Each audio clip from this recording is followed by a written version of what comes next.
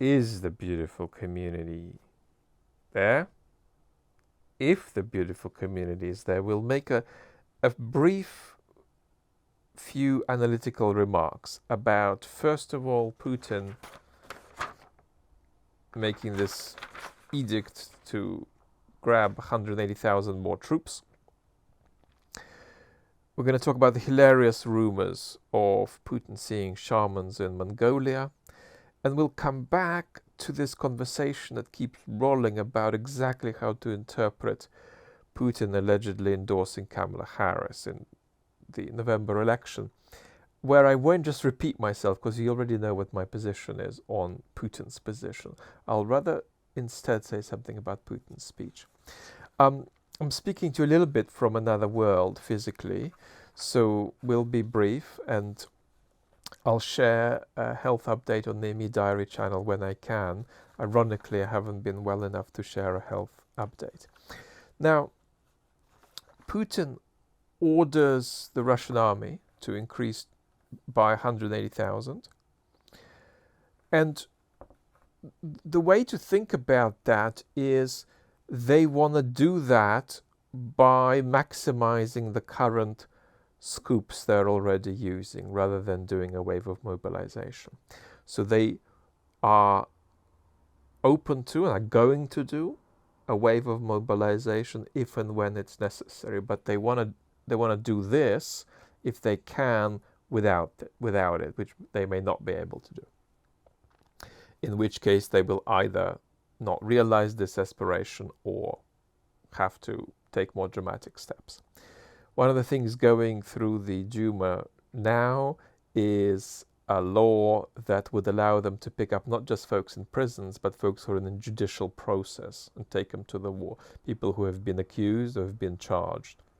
They're trying to maximize current scoops, and mobilization, another wave of mobilization of the sort we witnessed in autumn 2022, is something that they're only open to if it's necessary and timely, because doing it would put them on a different clock, would start a kind of match, which they're not against starting, but it'll be a new political reality, a new level of politicization that will also demand different results, including different levels of success in their prosecution of their war against the West.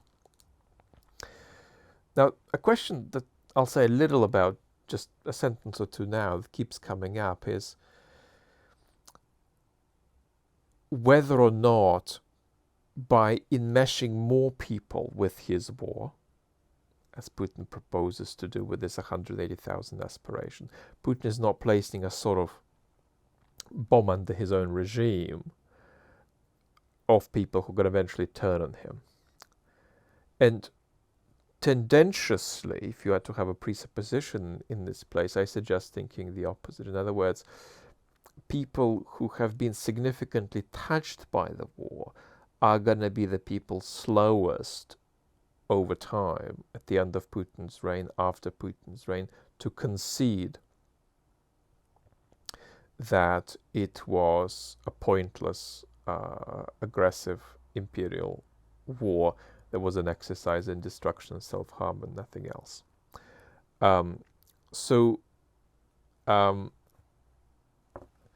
Enmeshment with Putin's war is, as well as leading to other potential civic outcomes, is most likely to lead to politicization in favor of Putin's project, right?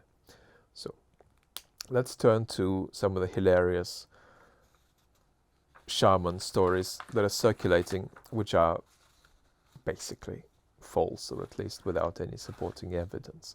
Now, Zigar, a Russian journalist, wrote a piece in Spiegel that I had to dig up because it looked like it was being misrepresented on Twitter.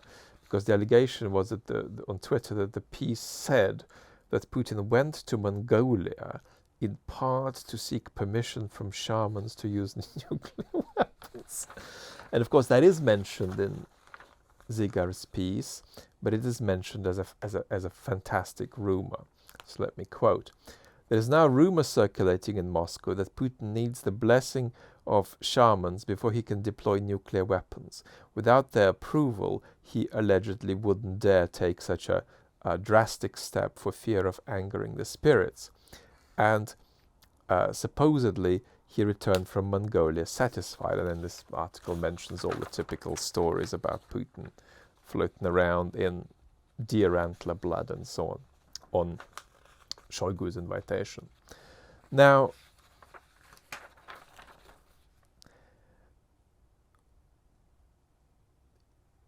there's absolutely no reason to believe this, obviously, and it could be something that got thrown into the informational environment intentionally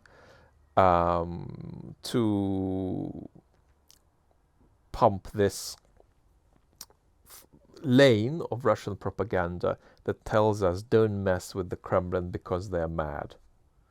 So there could be a sort of infinitesimal purpose there to get us to think that we shouldn't mess with Putin's supposed red lines, about which there's going to be a main channel video, health allowing. So is there anything substantive to say about this stuff? Well, yes. Now, there are two mystical elements that we always talk about in relation to the Putin regime. One is this business of projecting Russia from a losing to a winning position, from the back row to the front row of nations in a single swoop. And another is this Wagnerian reduction of the collective self-realization of Russians to the will of a single individual, Putin. But there is also something else that has a mystical quality, and that is a certain kind of self-destructive quality that absolutely, I think, is an element of Putin's thinking and of the thinking of some of the people around him, perhaps the Kovalchuk brothers. Apocalyptic thinking. And I do think that does have some implication for nuclear weapons. In other words, if the world were, which it isn't, on the brink of a global nuclear exchange, you don't want Putin there. Because Putin is not going to think about it. Contrary to what some Western experts think, Putin is not going to think about it in the way that Western leaders do, in the way that Soviet leaders do. So Putin, in that kind of predicament, is indeed a risk. But we shouldn't exaggerate this, and nor does it mean that we have to have a special panic about crossing Putin's next red line. But nevertheless, it's wrong to misunderstand that there is a genuinely apocalyptic element to this regime that is radically discontinuous from Soviet regimes and has more in common with organizations emitting religious fundamentalist violence. That's, however, not a reason to confuse, bluff about red lines with these lines really being red every time we try to cross them. I don't think what I've just said feeds into the conversation about further disinhibiting Ukraine in the use of Western weapons. There are other escalation worries that the US is thinking of now. They're actually not nuclear, most of them, but I wouldn't make this connection. Nevertheless, there is this apocalyptic element to the regime. Now, on Kamala Harris, this conversation keeps rolling. Well, why would he say this? Why does he say this? Is it just because he thinks that the West is in decline and he's happy with anybody being in power? Now, you know my position, which is that Putin's going to be better off with Trump, that the best case scenarios for Putin are all Trump scenarios, and that the worst case scenarios are unpredictable for him, but may well also happen with Trump, he thinks. So Trump is a kind of extreme candidate.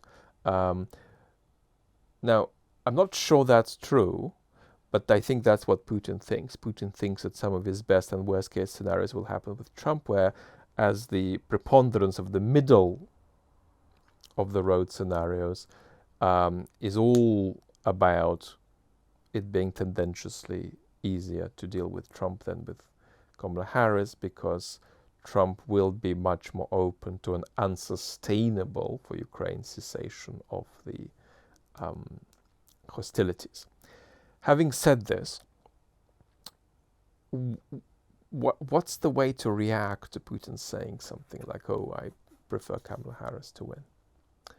I think that it's clear that while Putin's propaganda is post-truth, Putin is himself not a post-truth speaker. He's not somebody who sits around and saying, well, this is true of Kamala Harris, but also other people are saying that it's not. And you never know who to trust. And it could be true, but maybe it isn't. And maybe nobody knows what's true about this or about anything else. He doesn't speak like that. So he's actually not a post-truth communicator, even though his regime is the most resplendent author of post-truth propaganda.